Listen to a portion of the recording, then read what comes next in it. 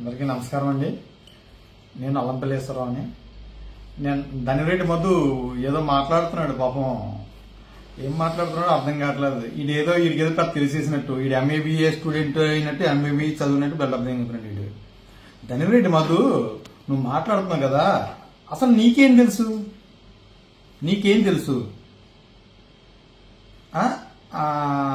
ఆధ్యాత్మికంగా నర్సీపట్నం నియోజకవర్గంలో పెట్ల ఉమాశంకర్ గణేష్ గారు ఏం చేశారు అని అడుగుతున్నా కదా. ఇక ఓపెన్ ఛాలెంజ్, డిబేట్కి వస్తావా? మనందరం మాట్లాడుకుందాం, కూర్చుందాం. ఏం చేశారు నేను చెప్తాను. అంతకంటే ముందు నీకు నేను కొన్ని ఆయన ఏం చేశారో చెప్తాను విను. ఆధ్యాత్మికంగా గత 5 సంవత్సరాల్లోని ఎమ్మెల్యేగా గణేష్ గారు ఉన్న టైంలోని నర్సీపట్నం నియోజకవర్గానికి అభిత్ సెంటర్లో ఉన్నటువంటి నూకలమ్మ గుడి గణేష్ గారి హయాంలోనే అది కట్టించడం జరిగింది. 40 లక్షల రూపాయలు అయింది. బ్రహ్మంగారి గుడి గణేష్ గారి హయాంలోనే 40 లక్షలు. గొలుగొండ మండలంలోనే నూకలమ్మ గుడి గణేష్ గారి హయాంలోనే 30 లక్షల రూపాయలు. ఇంకా చెప్పాలంటే టీటీడీ దేవస్థానంతో మాట్లాడి నర్సీపట్నం నియోజకవర్గానికి మొట్టమొదటిసారిగా, రే మధు వినో బొమ్మగే, మొట్టమొదటిసారిగా 20 కోట్ల రూపాయలు 200 గుళ్ళు, నర్సీపట్నం నియోజకవర్గంలో 200 గుళ్ళు నిర్మించినటువంటి ఘనత శ్రీ పెట్ల ఉమాశంకర్ గణేష్ గారికి ఉంది. అది గుర్తుపెట్టుకో, మర్చిపోక. లేకపోతే నేను చూపిస్తాను విత్ ప్రూఫ్స్ తో సహా. నువ్వు దమ్ముంటే డిబేట్కి రా. ఒక్కో గుడికి 10 లక్షల రూపాయలు చొప్పున 200 గుళ్ళకి 20 లక్షల రూపాయలు తెచ్చారు రా మా గణేష్ గారు. దమ్మున్న నాయకుడు రా రే. ఎప్పుడైనా నర్సీపట్నం నియోజకవర్గంలో ఎప్పుడైనా ఒక్క 100 గుళ్ళను నిర్మించారా మీరు? ఆ దమ్ము లేదు. నోటుదోల మాటలు మాట్లాడుతాం. నోటుదోలగా ఏం మాట్లాడుతావు? నర్సీపట్నం నియోజకవర్గం ఆధ్యాత్మికంగా ఏమి చేయలేదని. నువ్వు ఎక్కడున్నావు? నర్సీపట్నం ఉన్నావు అసలు నువ్వు? నియోజకవర్గంలో ఏం జరుగుతుందో తెలుసా నీకు? తెలుసుకో ముందు, ఆ తర్వాత వాగు. ఆ నోటుదోల పూర్తిగా తెలుసుకొని మాట్లాడు. ఆ నోరు ఉంది కదా బడా బడా బడా మాట్లాడైతే కరెక్ట్ కాదురా. విత్ ఆధారాలతో మాట్లాడాలా. అర్థమైందా? అది గణేష్ గారి ట్రాక్ రికార్డు. మీకు దమ్ముంటే 200 గుళ్ళు కంటే ఒక గుడి ఎక్స్ట్రా కట్టండి ఈ 5 సంవత్సరాల్లోని. చేత కాదు, కట్టిన దాని మీద ఏం చేశారు బురద చల్లుతారు. అది అయిపోయింది. అదొక పాయింట్.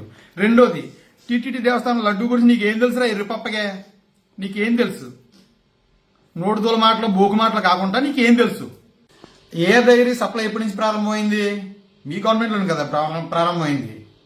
మీ గవర్నమెంట్లో ప్రారంభమయ్యి మీ గవర్నమెంట్లో కల్తీ జరిగితే జగన్మోహన్ రెడ్డి గారి మీద ఎందుకు వస్తారా మీరు? అసలు బుర్రుండే మాట్లాడుతున్నారా మీరు అసలు? ఇంకోటి ఏంటి మాట్లాడుతావు? ఏదో పెద్ద తెలిసేసిన వాళ్ళగా, పెద్ద ఎడ్యుకేటెడ్లాగా బిల్డప్ కొడతావు. నీకేం తెలుసు అసలు? నీకేమీ తెలీదు. నువ్వు జీరో. ఎంఏ బీడీ స్టూడెంట్లో బిల్డప్ దెంగొద్దు. అర్థమైందా? మళ్ళీ ఏంటన్నా లాలీపాపలు చేయడమా? అవును, లాలీపాపలు చేయడం కానీ చీకించుకోవడం కానీ నువ్వే బాగా అందరూ ఎక్స్పర్ట్ అంట కదా. చెప్తున్నారు, నీ పక్కన ఉన్న కూడా ఉన్నారు కదా, ఆడు నువ్వు బాగా ఎక్స్పర్ట్లు అంట లాలీపాపలు చీకడం కానీ చీకించుకోవడం కానీ. మీకు ఉన్నాయన్నీ ఎందుకు? ఈ లాలీపాపల గురించి బాగా ఎక్స్పీరియన్స్ ఉంది కాబట్టి నువ్వు లాలీపాప్ గురించి మాట్లాడుతున్నావు. లాలీపాపగా అర్థమైందా? నీకు లడ్డు గురించి కానీ ఆధ్యాత్మికంగా కానీ ఏమీ తెలియదు. శూన్యం, నీకు సున్నా. కాబట్టి నువ్వేం చేస్తావు అంటే నూడుదోలు తగ్గించుకొని ఈ లాలీపాపలు చీకడం చీకించుకోవడం అవి కొద్దిగా కంట్రోల్లో పెట్టుకొని, నోరు కంట్రోల్లో పెట్టుకుని బాగుంటుంది. ఓకేనా? నూడుదోలు తగ్గించుకో. మీరు అసలు వచ్చారు 100 రోజులు అవుతుంది, 100 రోజుల్లో ఎడ్ చేసేస్తాం. ఏం చేసేసారు 100 రోజుల్లోని? ఉచిత బస్సులు ఏమయ్యారా బాబు? 3 గ్యాస్ బండ్లు ఏమయ్యాయి?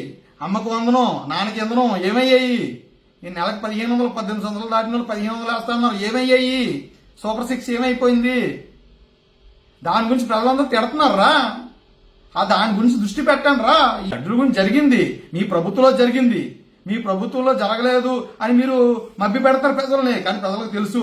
ఒక్కడ గుర్తుపెట్టుకో మధు, దేవుడితోటి పరాచకాలు ఆడొద్దు. దేవుడికి అంతా తెలుసు. మొత్తం మటాస్ భస్మం అయిపోతారు దేవుడితో పెట్టుకుంటే. వెంకటేశ్వర స్వామి కలియుగ అవతారం అంటారు. వెంకటేశ్వర స్వామితో వెటకరాలు ఆడుతుందో చూసుకోండి. చాలా పరిణామాలు చాలా తీవ్రంగా ఉంటాయి వెంకటేశ్వర స్వామితో పెట్టుకుంటే. రెండోది, తర్వాత ఆ గుళ్ళు నర్సీపట్నం గుళ్ళు ఎండోస్మెంట్లు గవర్నమెంట్కి కలిపేశారు అంటున్నావు కదా, దానికి ఎవరు బాధపడుతున్నారు? నువ్వు బాధపడతావు, మీ నాయకులు బాధపడుతున్నారు. ఎందుకంటే ఆ గుళ్ళు పండగలు చేశారు, లెక్కలో గిక్కలు ఏం చెప్పక్కర్వద్దు, చక్కగా వచ్చిన కాడికి దోచుకోవడం, బ్యాంకులు వేసుకోవడం, అలా సాగిపోయేది. ఇప్పుడు గవర్నమెంట్ హ్యాండ్ ఓవర్లోకి వెళ్ళిపోయింది కదా, అందుకు మీరు బాధపడిపోయి మీరు తిట్టుకున్నారు తప్పని ప్రజలు ఎవరో తిట్టుకోవట్లేదు. ప్రజలకు బాగుంది, ఇలాగే బెటర్. ఎందుకంటే మీ చేతుల్లోంచి ఖర్చులు గిర్చులు ఆ లెక్కలు ఇవేవి ఉంటాయి కదా, ఆ డబ్బులు దాచుకోవడం అది లేకుండా, దాచుకోవడం లేకుండా చక్కగా ప్రజలందరికీ కూడా తెలిసే విధంగా గవర్నమెంట్ చేస్తుంది పండుగలు. మంచిది, ఆయన మంచి చేశాడు రా నర్సీపట్నానికి. ఆ గుళ్ళు దేవాదాయ శాఖలో కలపడం చాలా మంచిది. 5 రోజుల జంక్షన్లోనే వినాయకుడి గుడి దగ్గర అన్నసంతర్పణ చల్లలేదన్నో. ఆ 9 రోజులు వినాయకుడికి 9 రోజులు నవరాత్రులు ప్రతిరోజు అన్నసంతర్పణ చేశారా? నువ్వు ఎక్కడ పోయావురా బాబు?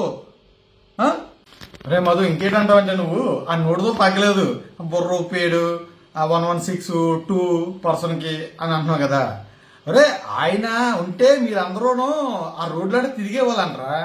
ఆయన అక్కడి నుంచి వచ్చి ఆయన్ని అన్నదమ్ములిద్దరిని విడదీశారా మీరు. విడదీసి మీకు పొద్దు తెచ్చుకున్నారు.